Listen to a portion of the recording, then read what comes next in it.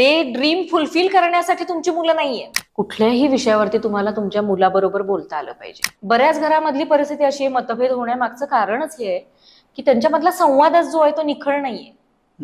कारण इथं lack of communication आहे. मूव्ही बघायचा नाही म्हटलं की तो मुलगा पहिला बघणार. बरोबर. मी म्हणेन अॅनिमल मूव्ही मधून घेण्यासारखं काय तर न घेण्यासारखं काय ते पहिलं शिकवा. बरोबर. आपल्याला वाटतं की हिरो हिरोईन बघितलं की हे हिरो हिरोईन आपल्या आयुष्यातले रोल मॉडेल नाहीयेत. त्यांच्या आयुष्यामध्ये येणारा प्रत्येक मेन घटकांपेक्षा त्यांचे आई वडील पहिले रोल मॉडेल आहेत. त्यामुळे तुमचे सक्सेस जसे मुलांबरोबर शेअर करता येतील तसे फेल्युअर्स पण तुम्ही काय करा, शेअर करा. बरोबर. आणि मतभेद आणि मनभेद ह्यातली बाउंड्री मात्र सेट करा. सगळ्यात मोठी गोष्ट जर तुमच्या मुलाला तुम्हाला देता येईल तर ती गोष्ट लहानपणापासून द्या, सेल्फ लव्ह. आणि अपयश ही म्हणतो ना आपण, यशाची पहिली पायरी आहे. तर पहिल्या वेळेला त्याला खरंच पडू द्या. तर पडल्याशिवाय त्याला किंमतही कळणार नाही की आपण नक्की साधारणपणे आता प्रिपरेशन कुठं होतं. बरोबर आहे. आपल्याकडे अजूनही मेल डॉमिनेटिंग सोसायटीज आहे. आधीच्या काळामध्ये बाउंड्रीज नव्हत्या का, तर होत्या ना. त्यावेळेला कल्चरल बाउंड्रीज होत्या. आता तुम्हाला खरं सांगू, आता बाउंड्रीज कोणत्या सेट करायला पाहिजेत, आता टेक्निकल बाउंड्रीज सेट करा.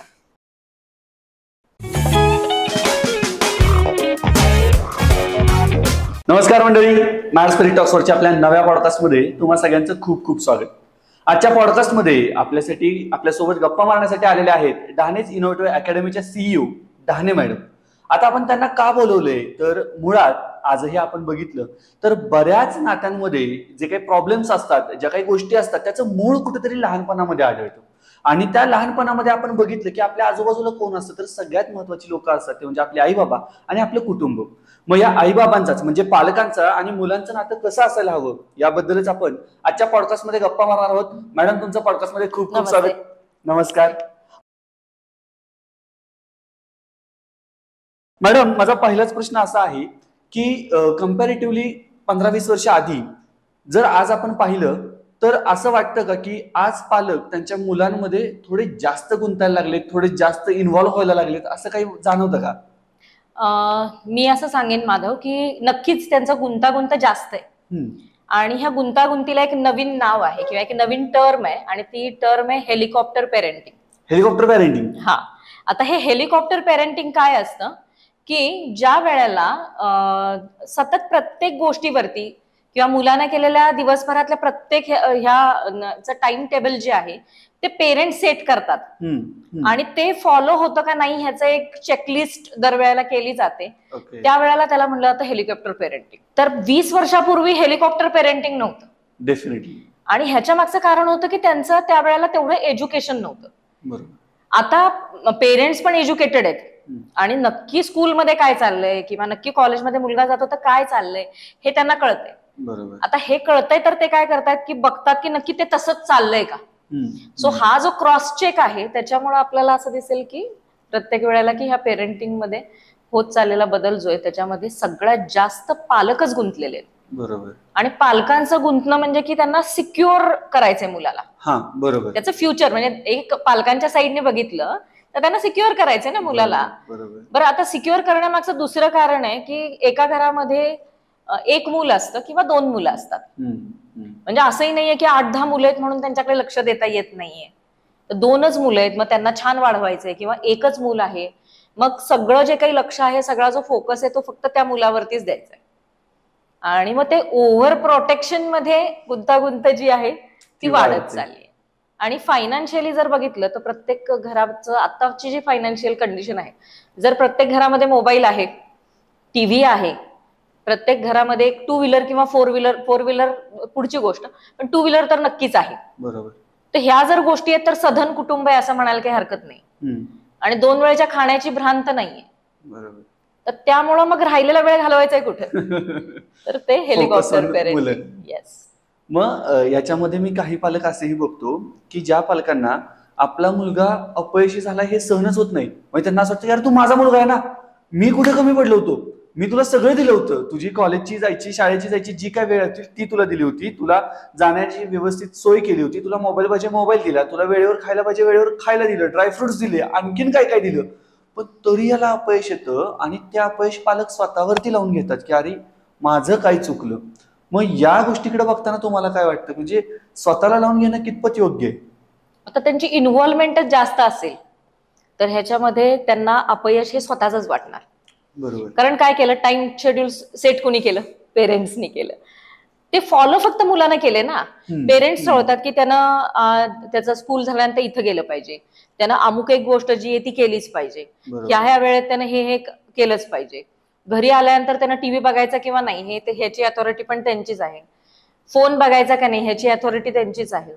मग अल्टिमेटली सगळ्याचं जे काही अपयश जरी आलं तरी पण त्याची अथॉरिटी ते घेत आहेत. पण हे की काय आहे तर चुकीचं आहे. आणि ह्याच्या मागचं दुसरं कारण काय आहे की ओव्हर एक्सपेक्टेशन, पेरेंट्सचे ओव्हर एक्सपेक्टेशन. आणि पेरेंट्स काय करतायत, तुम्हाला वाटतंय का की अपयश आलं हे फक्त पेरेंट्सच्या सतत मागं लागण्यामुळे आलं? नाही. दुसरं एक आहे ओव्हर एक्सपेक्टेशन. आणि पेरेंट्स काहीतरी शोधतायत त्या मुलामध्ये की जे त्यांच्या आयुष्यात ते करू शकले नाहीत, म्हणजे त्यांच्या कुठल्या तरी ज्या इनकम्प्लीट वाल्या राहिलेल्या गोष्टी आहेत त्या मुलांकडून त्यांना कम्प्लीट करून घ्यायच्या. बरोबर. मग बऱ्याचदा ज्यावेळेला पालक येतात ना त्यावेळेला ते सांगतात की मी ना बघा फुटबॉल खेळायचो पण माझ्या घरच्या परिस्थितीमुळे मला मध्येच फुटबॉल सोडावा लागला. तर माझं असं म्हणणं आहे की माझ्या मुलानं फुटबॉल केलाच पाहिजे, त्यानं ते स्टेट लेवल पर्यंत गेलंच पाहिजे, त्यानं नॅशनलला खेळलंच पाहिजे. पण असं नाही ना होणार की तुम्ही जे केलं ते ड्रीम फुलफिल करण्यासाठी तुमची मुलं नाहीये. बरोबर. या तुमचे इनकम्प्लीट ड्रीम्स तुम्ही त्यांच्यामध्ये बघू नका. बरोबर. ज्या गोष्टी त्यांना हव्यात त्या जर त्यांना करून दिल्या तर ते नक्कीच कम्प्लीट रिझल्ट देतील. बरोबर. आणि मग ह्याच्यामध्ये तुम्हाला कुठं असं मध्ये वाटणार नाही की हे अपयश माझं आहे म्हणून. ती जस्ट एक प्रोसेस आहे. आणि अपयश ही म्हणतो ना आपण यशाची पहिली पायरी आहे. तर पहिल्या वेळेला त्याला खरंच पडू द्या, तर पडल्याशिवाय त्याला किंमतही कळणार नाही की आपण नक्की साधारणपणे आता प्रिपरेशन कुठं होतं. बरोबर आहे. आता याच्यामध्ये काय होतं, म्हणजे मला असं वाटतं, परत एकदा थोडासा अभ्यास केला होता आपला पॉडकास्ट घेण्याआधी, त्यातून असं वाटलं की बऱ्याचदा पालक एवढं सगळं करत असतात मुलांसाठी आणि मुलांची कधीतरी ती एवढं सगळं घ्यायची तयारी नसते. त्यांना वाटत असतं की कुठेतरी थांबा, प्रत्येक नाद्यामध्ये कुठेतरी तो ब्रिदिंग स्पेस असला पाहिजे, नाहीतर मुलं सफोकेट व्हायला लागतात.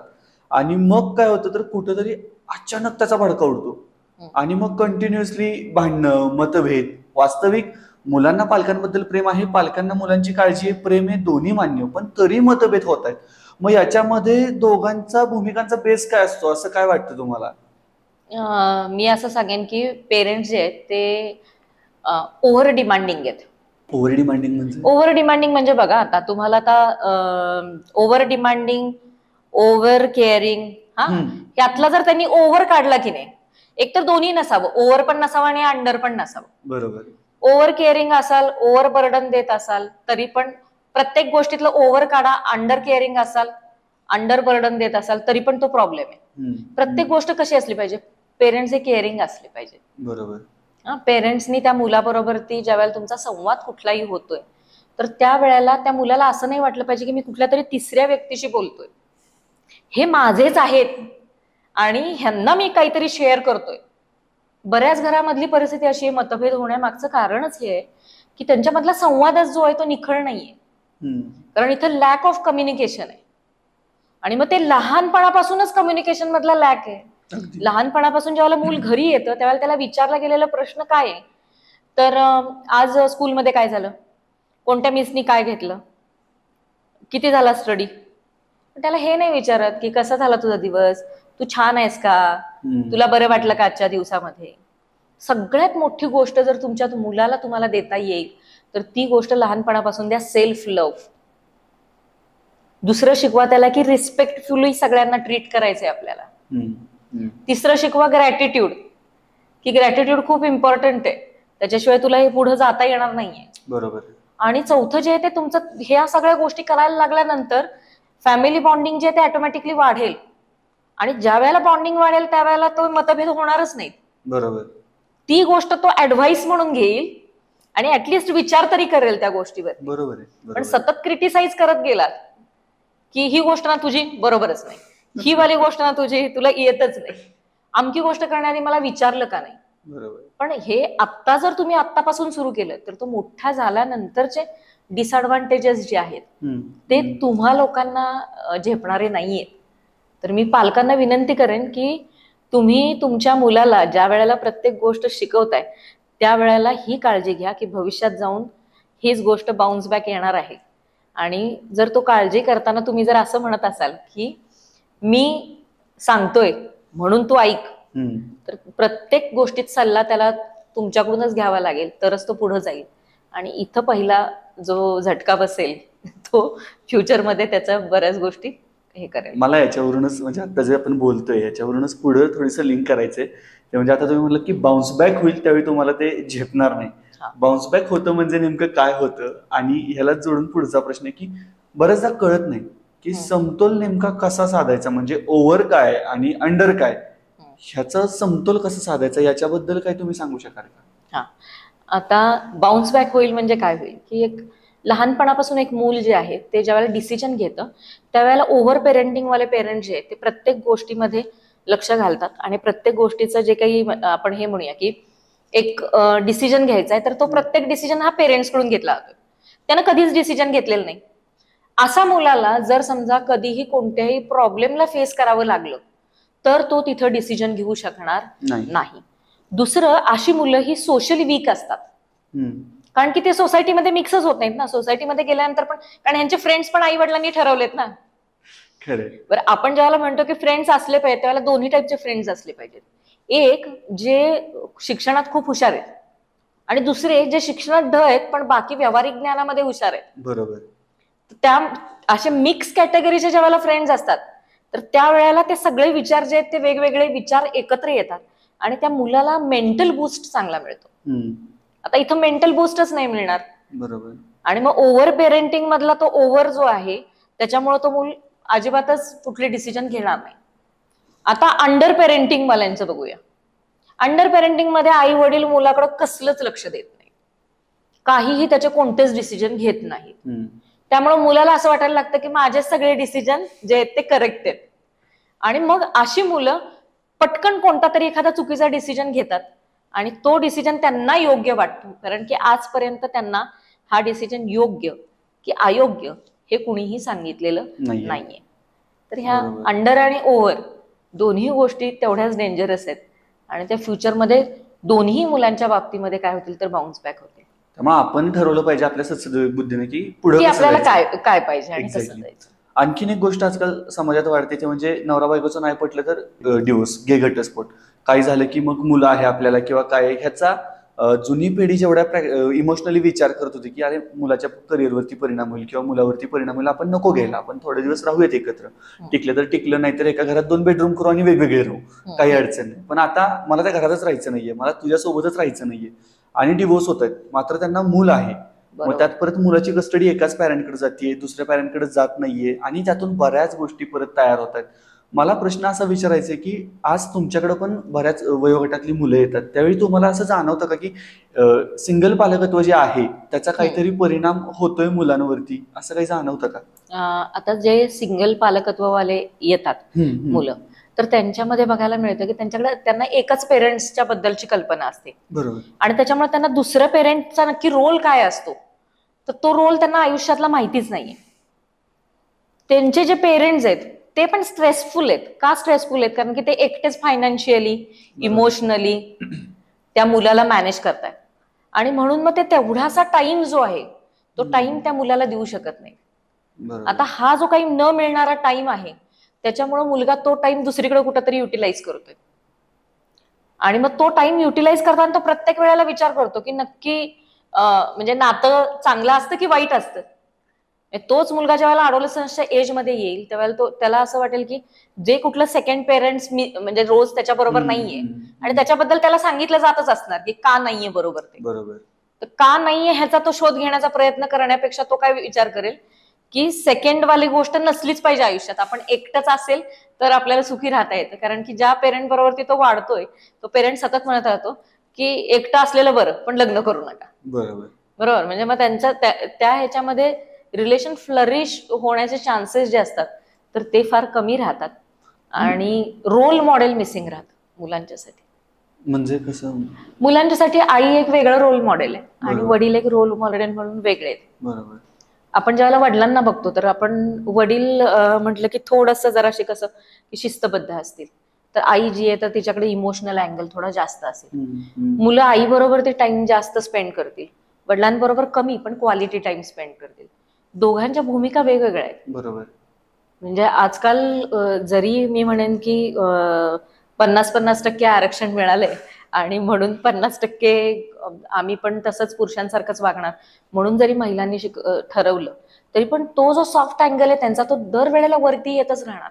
बरोबर. कारण की तुमची बायोलॉजिकल जडणघडण तशी आहे, ती नाही तुम्ही बदलू शकत.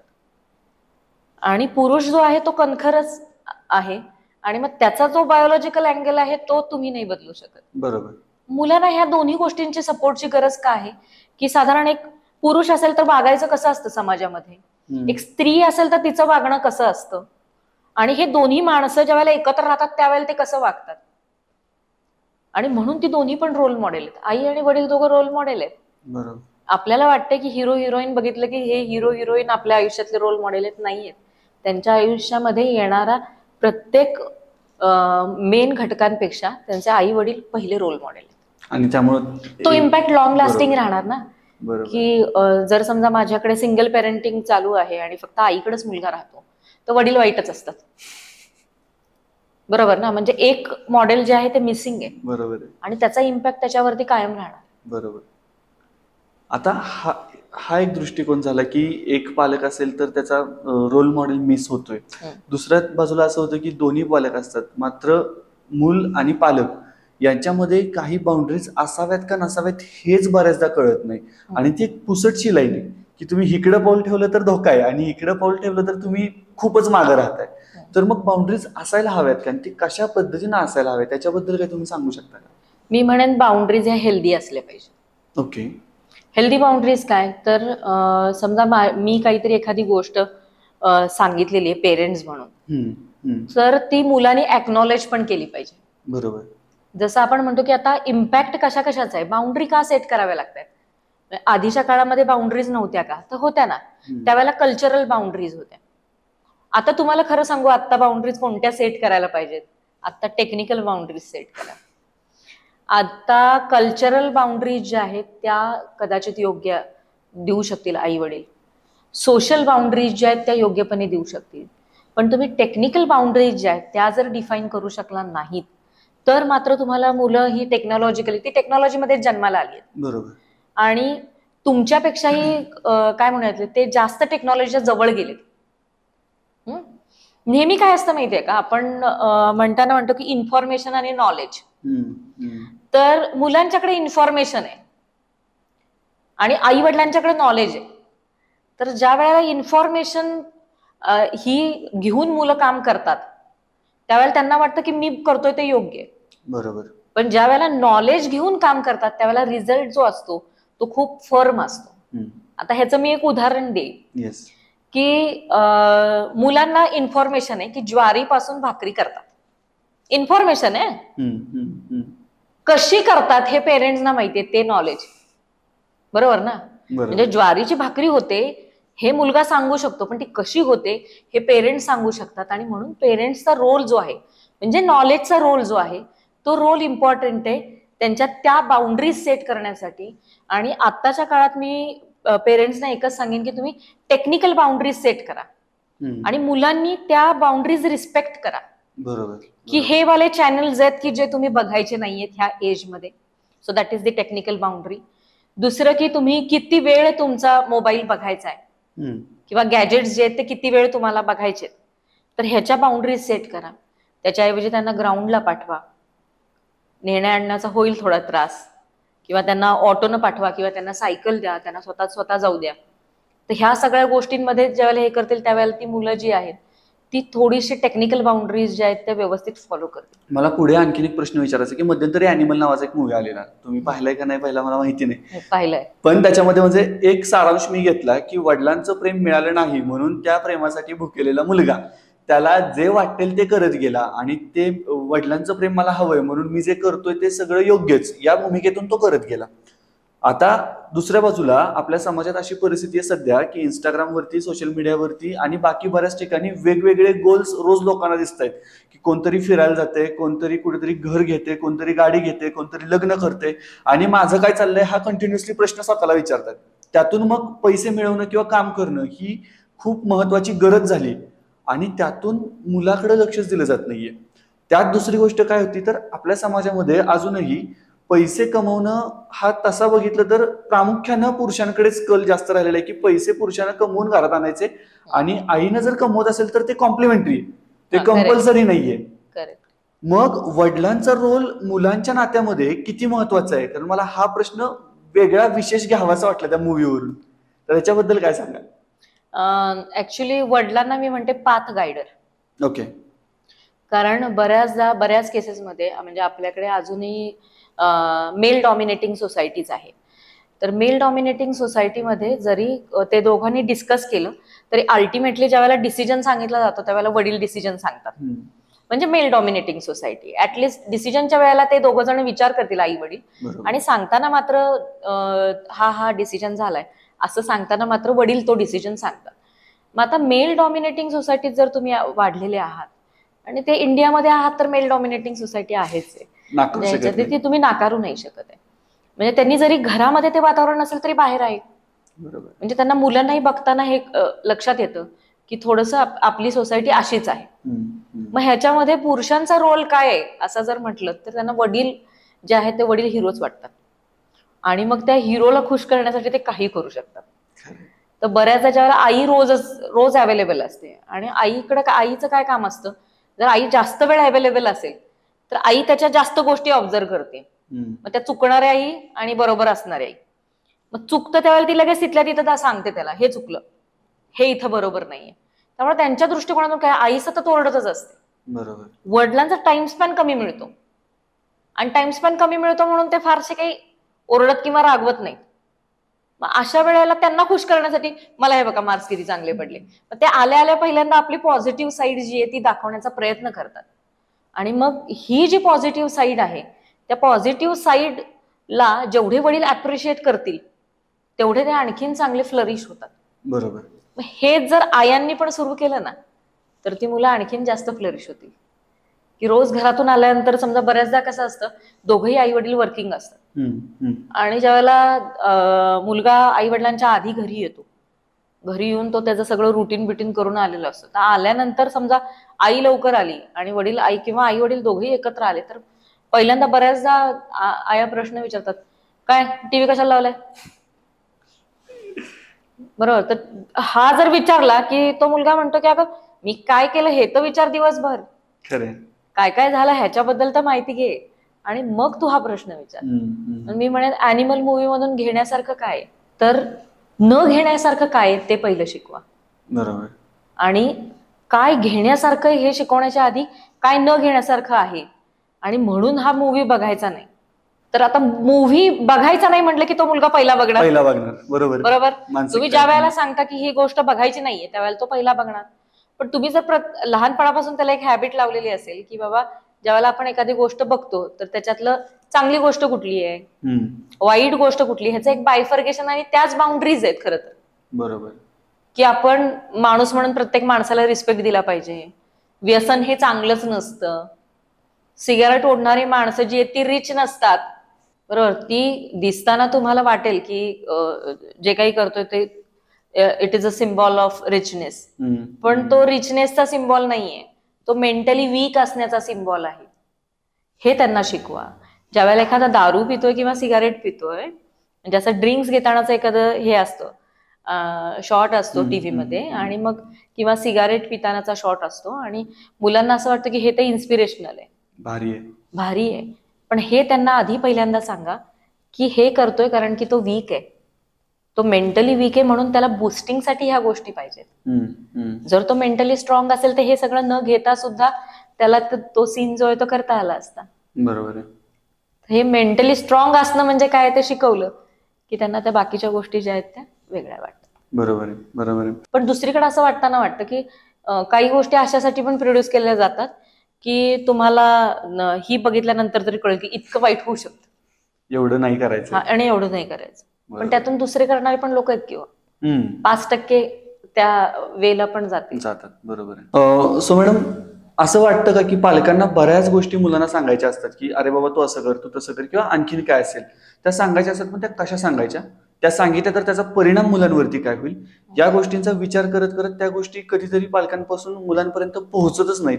तर अशा काही गोष्टी असतील तर त्या तुम्ही सांगू शकता का? मी सांगेन की पालकांनी मुलांना काही ज्या गोष्टी सांगायच्या त्यातली पहिली गोष्ट आहे सेल्फ लव्ह, की स्वतः तुम्ही फार इम्पॉर्टंट आहात.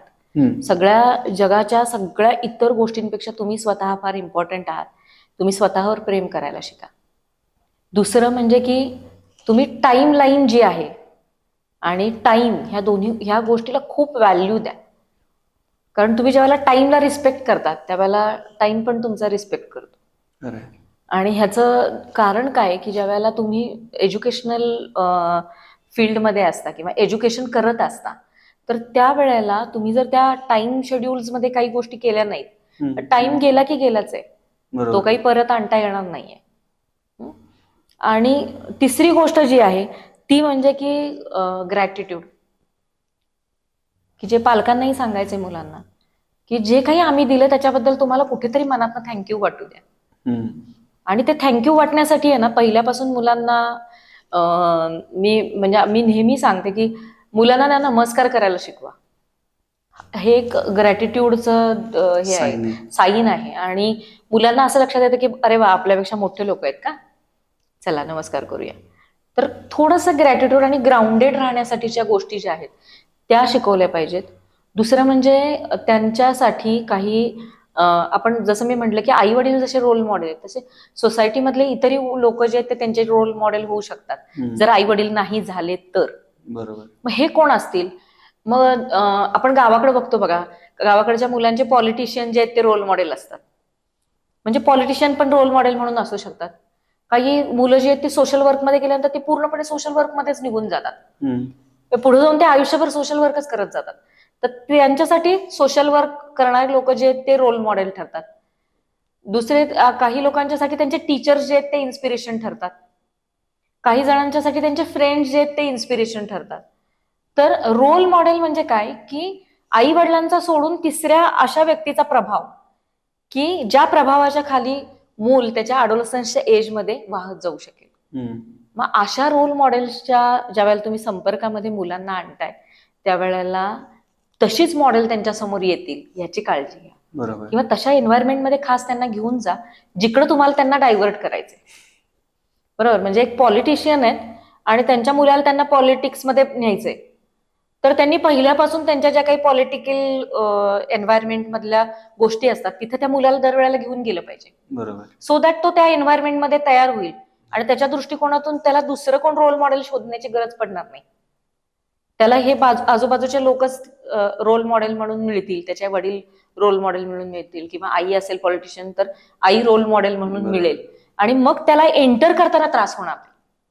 तसं जर तुम्ही मेडिकल फील्डमध्ये असाल तर तुम्ही त्यांचे रोल मॉडेल झाला पाहिजे. तुम्ही मेडिकल फील्डमध्ये करणारं काम जे आहे त्याचं किती लोक रिस्पेक्ट करतात किंवा तो रिस्पेक्ट नक्की काय तर ह्याच्यासाठी मुलांना तुमच्या हॉस्पिटलमध्ये घेऊन जावा. तिथे ज्या वेळेला एखादा पेशंट बरा होतो आणि तो ज्या वेळेला त्याचा दुवा देतो आणि तो सांगतो की इतकं क्रिटिकल ऑपरेशन पण डॉक्टरांनी एका मिनिटात छान केलं किंवा माझा जीव वाचवला, त्याला ते तुम्हीच त्यांचे रोल मॉडेल होता आणि ऑटोमॅटिकली त्यांना तुमचा जो काही फील्ड आहे त्याच्याबद्दल पण अट्रॅक्शन वाटायला लागतं. बरोबर. आणि ते तिकडेच जातात. रिस्पेक्ट खूप जास्त महत्वाचा आहे ह्याच्यामध्ये. येस. आणि अशा काही गोष्टी आहेत का की ज्या खरं तर पालकांना समजायला हव्यात मुलांकडून पण मुलं कधी बोलू शकत नाहीत, असं काही सांगू शकाल का? मुलांचं म्हणणं आहे की आम्हाला थोडी स्पेस द्या. दुसरी गोष्ट म्हणजे आमची प्रायव्हसी मेंटेन करा. अलीकडे काय प्रायव्हसी मेंटेनच ठेवली जात नाही. म्हणजे मुलांना फोन दिला तर फोन चेक करणे, ओके, मुलांच्या गुगल लोकेशन ट्रॅक करणे, मुलांनी पास्टमध्ये जर समजा काही त्यांच्याकडून चूक झालेली असेल तर ती चूक सतत त्यांच्यासमोर रिपीटेडली बोलून दाखवणे. ते मुलांना ह्या गोष्टी नको आहेत. चूक ही झाली, तुम्ही त्यावेळेला जर फॉरगिव्ह केलंय तर ती गोष्ट परत पुढे आणू नका. याचा अर्थ तुम्ही त्याला ती गोष्ट विसरलेला नाहीये. बरोबर. तुम्ही जर परत आणत असाल तर ती गोष्ट विसरला नाही, ती विसरलाय हे त्यांना जाणीव करून द्या आणि त्या गोष्टीचा परत उल्लेख करू नका. मग काही चुकतं ना मुलांकडून. मग ते पूर्वी तुझा हा मित्रच होता मग त्याच्यामुळे तू स्कूलमध्ये अमुकच केलं, मग तू मारामारीच केली. मग तुम्ही प्रत्येक वेळेला आता तसला मित्र नकोय, आता तो नाहीये ना, आता तो मित्र म्हणून नाहीये समजा बरोबर, तर प्रत्येक वेळेला मग ते क्रॉस चेक करायचं की तो नाहीये ना बरोबर, त्याला नाही ना भेटला. त्याच्यामुळं म्हणजे मुलांना सगळ्यात मोठं बर्डन जे ते पास्टवाले इन्सिडेंट्स परत फ्युचरमध्ये तुम्ही हे करू नका. आणि सगळ्यात मोठं म्हणजे प्रेझेन्समध्ये जगा. मी दोघांनाही सांगेन की तुम्ही प्रेझेन्समध्ये जगा. तुम्ही दोघंही म्हणजे आई वडिलांनी प्रेझेन्समध्ये जगलं पाहिजे आणि मुलांनाही शिकवलं पाहिजे की प्रेझेन्समध्ये जगा. पास्ट मधला इम्पॅक्ट तुमच्या प्रेझेंटवरती झाला तरी तुमचं फ्युचर जे आहे ते धोक्यात आहे. बरोबर आहे. आणि मग ते धोक्यात आणू नका, कारण ह्या इन्सिडेंट्स होऊन जाईल, ती घटना घडून जाईल, वेळ निघून जाईल, पण तुम्ही ते रिपीटेडली लूपमध्ये राहिलात तर ती मुलं आयुष्यभर असंच वाटत राहील त्यांना की आपल्याकडून हे परत चुकू शकतं किंवा एखादी चांगली गोष्ट केली आणि घरी आलं तरी पण हे लोक मला असं परत विचारू शकतात की मी अमुक नाही ना केलेलं. मग ते बरोबर होण्याच्या ऐवजी चुका होण्याचे चान्सेस जे आहेत ते जास्त राहतात. आयुष्यभराचा मुलाला सेल्फ डाऊट नको, सेल्फ डाऊट नाही द्यायचा. करेक्ट. येस.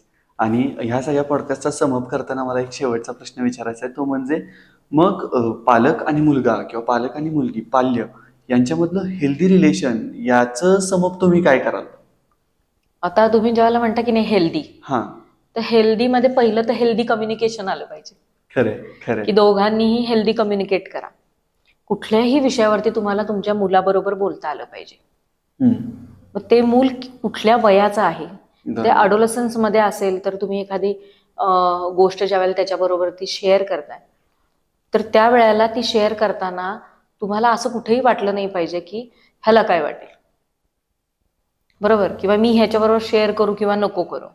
ज्यावेळेला तुम्ही मुलाबरोबर ते शेअर करता त्यावेळेला तो नक्कीच तुमच्या गोष्टींचा रिस्पेक्ट करेल आणि तुमच्याकडे बघताना त्या अँगलनी बघेल की माझ्या घरातले माझ्याबरोबर सगळं शेअर करतात. तुम्ही जर गोष्टी लपवून ठेवत असाल, म्हणजे बऱ्याचदा पालकांची सवय काय असते की त्यांची फायनान्शियल कंडिशन, त्यांना आलेलं अपयश, त्यांच्या आयुष्यात त्यांच्याकडून झालेल्या चुका ह्या मुलांपासून हाईड करून ठेवायचं. बरोबर. आता बरेचसे पेरेंट्स असे असतात की त्यांचं लव्ह मॅरेज झालेलं असतं पण ते त्यांच्या मुलांना सांगत नाहीत की आमचं लव्ह मॅरेज झालंय, कारण त्या वेळेला त्यांनी लव्ह मॅरेज केलं तर हा डिसिजन सोसायटीच्या दृष्टिकोनातून चुकीचा होता. बघा, त्यांच्या दृष्टिकोनातून नव्हता, त्यांनी नाही तर केलंच नसतं ना. बरोबर. तो सोसायटीच्या दृष्टिकोनातून चुकीचा होता, म्हणून मग ते कधी मुलांना सांगतच नाहीत की आमचं लव्ह मॅरेज झालंय म्हणून. आणि मग त्यामुळे काय होतं की तिथं त्यांना सांगितलं तर लव्ह मॅरेज तेवढं करायचं नाही कारण ह्यांना त्रास झालेला असतो ह्याच्यात. सो बऱ्याच केसेसमध्ये तुम्ही ज्यावेळेला मुलांशी बोलता त्याला कोणत्याही गोष्टी लपवून ठेवू नका. हे असं झालं होतं, हे असं होतं, म्हणजे बाहेरून कळालं तर मुलांना त्रास. त्यामुळे तुमचे सक्सेस जसे मुलांबरोबर शेअर करता येतील तसे फेल्युअर्स पण तुम्ही काय करा, शेअर करा. बरोबर. त्याच्यातून त्यांना कदाचित शिकायला मिळेल. दुसरं, रिअलिस्टिक गोल सेट करा मुलांचे आणि तसं वाटचाल करा. एक मुलगा जो 2 वेळा फेल झालाय त्याला तुम्ही सांगाल की तुला 10 कोटीचा बिझनेस काढून देणार आहे आणि म्हणून तुला हे केलं पाहिजे. तो मुलगा म्हणतो की मी 10 कोटीचा बिझनेस काढणार आहे तर हे कशाला काढा ना बिझनेस, मी बघतो ना बिझनेस. बरोबर ना. तुम्ही का मला हे शिकायला लावताय? बरं, हे जे काही शिकायला लावताय ह्याचा आणि बिझनेसचा काही संबंधच नाहीये.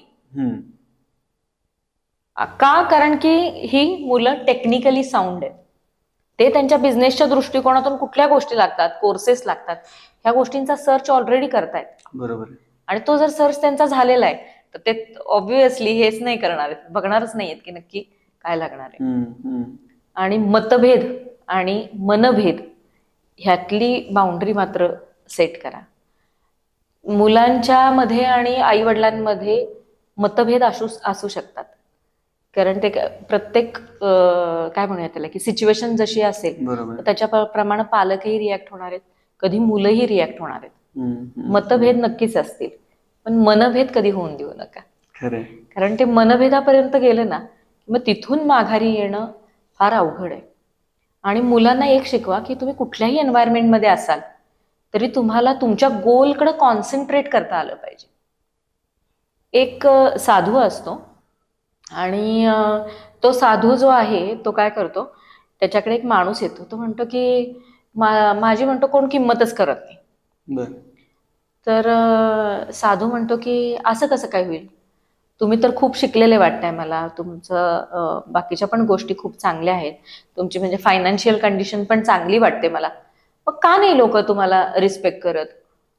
तर तो म्हणतो मला माहिती नाही, पण मला नाही लोक रिस्पेक्ट करत आहेत. मग साधू एक असा चमचमता एक दगड देतो आणि त्याला म्हणतो हा दगड घे आणि एकच करायचंय तुला की तू अगदी साध्या लोकांपासून सुरुवात करायची आणि प्रयत्न करायचा की हा दगड तुला विकता येईल. पण ज्या वेळेला लोक किंमत सांगतील त्यावेळेला तू कुणालाही हा दगड विकायचा नाहीयेस, तो दगड तू परत माझ्याकडे घेऊन यायचेस.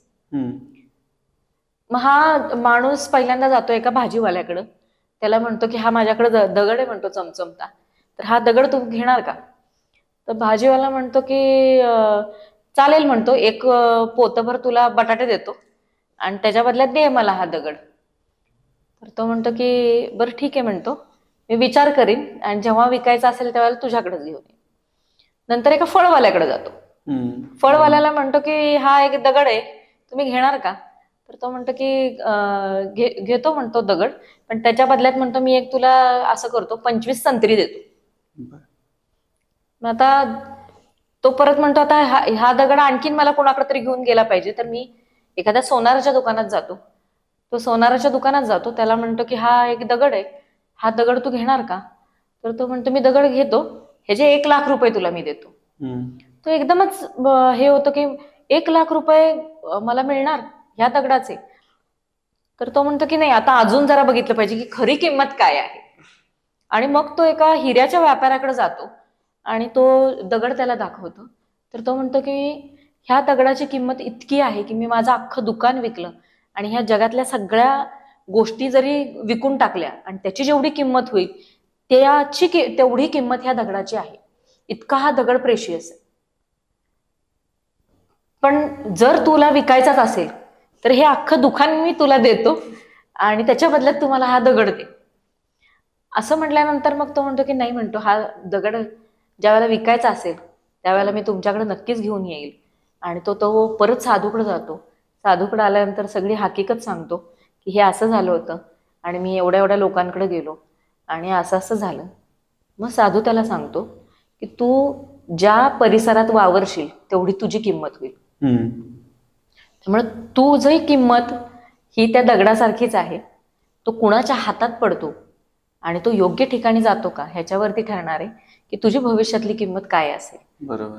आणि त्याच्यामुळे तुला लोक किंमत देत नाहीत कारण की तुला ज्या पद्धतीच्या लोकांच्यात जायला पाहिजे त्या लोकांच्या मध्ये जात नाहीये.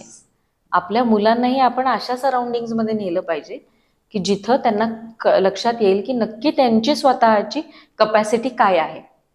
आणि ज्या वेळेला त्या अशा कपॅसिटीच्या ठिकाणी जातील त्यावेळेला त्यांना स्वतःची किंमत कळेल. आणि जेव्हा त्यांना ही किंमत कळेल, स्वतःच सेल्फ रिअलायझेशन ज्या वेळेला येईल त्यावेळेला सेल्फ डाऊट राहणार नाही. आणि त्या वेळेचं केलेलं जे पेरेंटिंग असेल ते पेरेंटिंग खऱ्या अर्थानं योग्य पेरेंटिंग असेल. अगदी म्हणजे जो यश अपयश हा नंतरचा भाग, सुदृढ नागरिक म्हणून तो एक वावरू शकेल. येस मॅडम, तुम्ही आलात आणि खूप छान माहिती दिलीत. खरं तर बऱ्याच गोष्टींवरती पुन्हा एकदा प्रकाश टाकता आला आणि जेव्हा तुम्ही बोलत होता त्यावेळी माझ्या आई वडिलांचं नातं हे डोक्यामध्ये चाललं होतं की अरे हा, इथं ही गोष्ट अशी पाहिजे, इथे ही गोष्ट ही झाली, छान झाली, असे खूप सारे फीडबॅक्स मला येत होते. सो थँक्यू, तुम्ही आलात आणि गायडन्स केलं.